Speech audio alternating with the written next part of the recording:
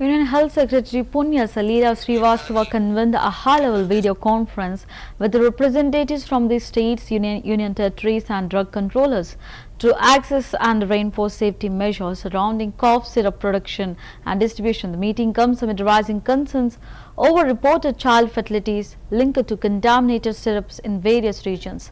Srivastava emphasized the urgent need for stringent quality control, robust surveillance and compliance with manufacturing standards to prevent such tragedies. Authorities were directed to intensify inspections, ensure proper labeling and monitor supply chains closely.